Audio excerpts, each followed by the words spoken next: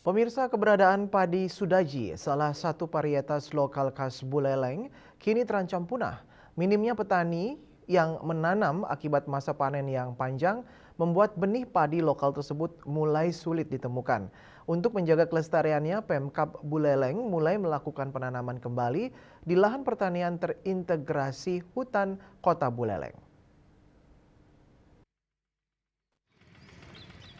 Pemerintah Kabupaten Buleleng melalui Dinas Pertanian, Ketahanan Pangan, dan Perikanan mulai melakukan upaya penyelamatan terhadap varietas lokal padi Sudaji.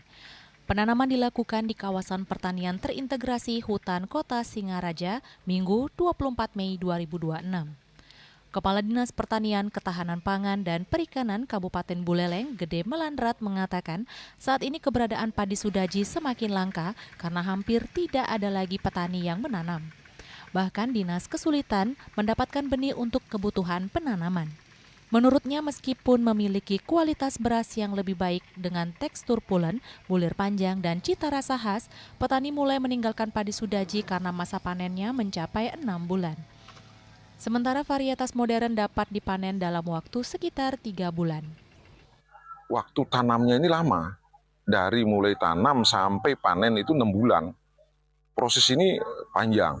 Padahal memang produk sekarang, varietas-varietas baru ini banyak yang ada. Termasuk kemarin kita panen Bridantara 8, itu luar biasa hasilnya.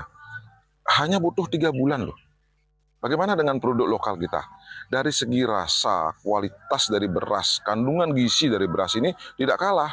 Tetapi kalahnya di waktu. Selain masa tanam yang panjang, tingginya biaya tenaga kerja dan ancaman hama burung juga menjadi kendala bagi petani untuk mempertahankan varietas lokal tersebut. Terlebih pemerintah saat ini mendorong indeks pentanaman hingga 3 kali dalam setahun. Untuk menjaga keberadaan padi Sudaji, Dinas Pertanian menyiapkan lahan seluas 12 are sebagai demplot pengembangan benih. Nantinya benih tersebut akan disebarkan kembali kepada petani di Desa Sudaji dan wilayah Kecamatan Sawan. Sementara itu, Bupati Buleleng Inyoman Sucitra mengatakan, pelestarian padi Sudaji menjadi bagian dari upaya menjaga identitas pangan lokal khas Buleleng sekaligus mendukung kemandirian pangan daerah. Sebenarnya 12 are ya, 12 are itu khusus untuk bibit benih, untuk bibit. Jadi yang nanti kita sebarkan ke petani-petani, khususnya di Desa Sudaji sendiri dan di Kecamatan Sawan, yang memang aslinya dari padi Sudaji ini. Jadi kita mulai lestarikan produk-produk lokal asli Buleleng.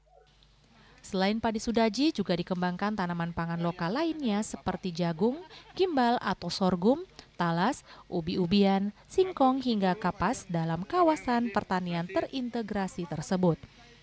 Yaseri Yuli, Bali TV.